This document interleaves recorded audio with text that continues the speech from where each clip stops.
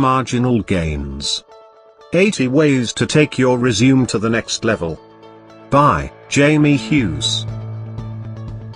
No one can deny the fact that the first step of the recruitment process is one's presentation of self in the form of resume. It is because of the first impression of your resume makes it obvious whether the recruiter finds you capable of being called for further tests and interviews.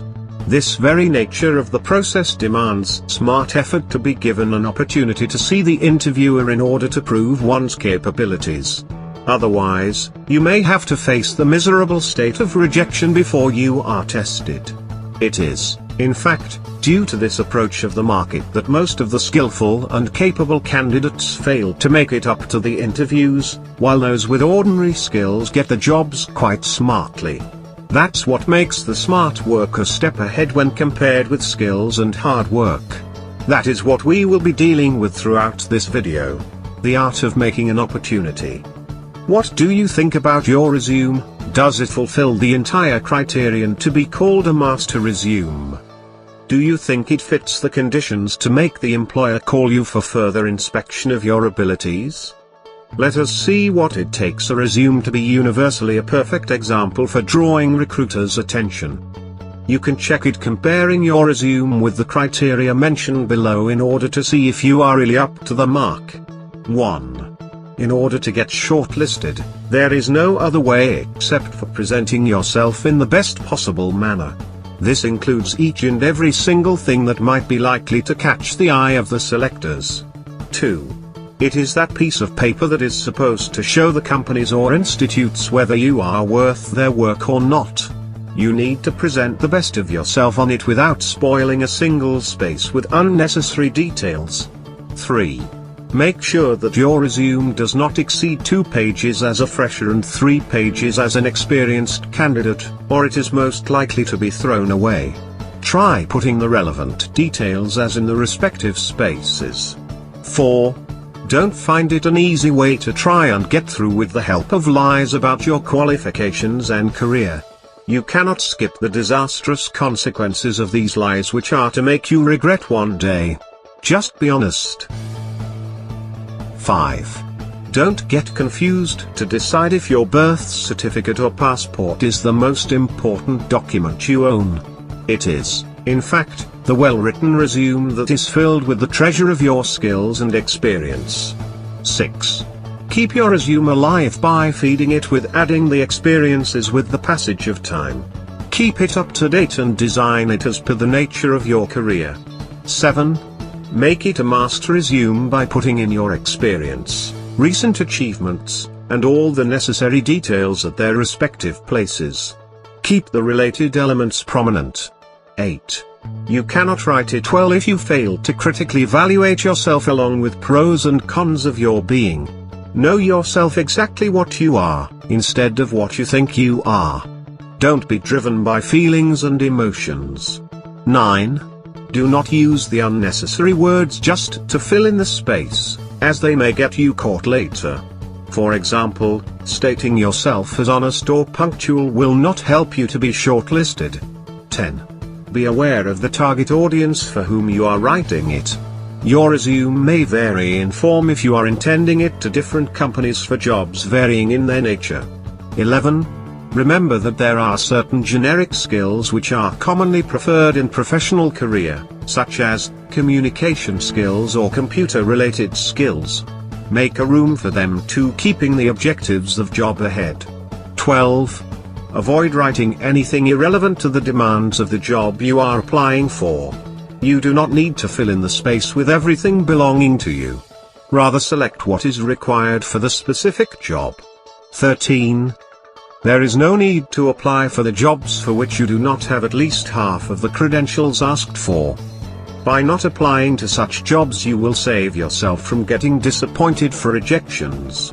14. Don't let your confidence be dropped by thinking that other candidates having more skills have more opportunity of getting selected. Never fill your mind with the negative thoughts. 15. Use the fonts which are easily readable, such as Gill Sans MT or Calibri. There is no need to be creative when it comes to the format of your resume. Instead, Keep it professional. 16. Keep the backups of your master resume in multiple places possible. You can keep it in your email or in USB apart from computer or laptop. It helps you keep it safe if you lose it from one place. 17. Keep the electronic format of your resume in as Word document as it is the most compatible for available to everyone. 18. Let it be simple and in the same fonts. Do not make it look like a pizza menu. Keep your name on the top without leaving any space with headers or footers. 19. Present yourself in the resume in the first person instead of doing so in third person. 20. Try to avoid typos as they can simply prove disastrous to have such errors in the application. 21. Do not add hyperlink of your LinkedIn profile unless you have at least 100 connections. Apart from that, your profile must be complete as well. 22. Do not wait for the companies to call you. Make a list of the companies you are interested in working with. Ring them and let them know honestly that you are interested in working with them. 23. Try to avoid using the third page for your resume and limit it to the second page by widening the margins. 24. There is no need to put page numbers or even your name in headers or footers. If you do so, your resume will consume more of the space. 25. Do not worry about it if it looks odd in your smart app, for it will view fine when the recruiter opens it in the computer screen. 26. Do not attempt to attract with unnecessary information as it will make you look desperate for the job. It will also drop your market value. 27. Using colors will get you rejected immediately. So keep it black and white and avoid colors. 28. Handwritten resumes are professionally unacceptable, be aware of it. 29. There is no need to add photos or even date of birth in your resume until these things are the requirements of the job. 30. Avoid mentioning your date of birth unless you are asked for it by the company you are applying. 31. For name, font at 18 in size. Keep its font format as the rest of resume. 32. Do not forget to check if you have put the right contact numbers in the resume. 33. Keep your contact number on once you apply for the jobs. Missing your calls or dropping them due to charge is quite unprofessional. 34. Make sure you have a professional voicemail greeting instead of funny one, as it will leave a very unnatural impact on the recruiter. 35. Stay connected with your email address by checking inbox or even spam folder as regularly as on daily basis. 36. Write your profile as a professional one and not as a personal one. Personal profile sounds quite unprofessional. Try to mention all those related details, but do not let it exceed 3 paragraphs or 2/3 of the page in length. 37. Keep it all clearly mentioned in the professional profile whether you change your career or you have had any gaps. 38. Do not forget to add any of the main headings, such as professional profile, employment history, educational training, and professional development. 39. In the employment history, start with the current of the recent most jobs and so on along with any additional achievements related to work history. 40. In the same way, write your recently completed degree first and then downwards. Identify the gaps if there are any in your career with reasonable explanations. 41. Adding languages of proficiency, computer skills, and other skills that you are good at is also a good choice. 42. In the first paragraph of professional profile express your capability, purpose to apply, and experience so far. 43. In the second and third paragraphs refer back to your skills, academics, and experiences by highlighting the stronger areas. 44. Additional competencies must not be avoided as they prove quite useful. 45. Keep the format in alignment by using the headings and remarks at their respective places. Use the present active tense to keep your resume energetic. 46.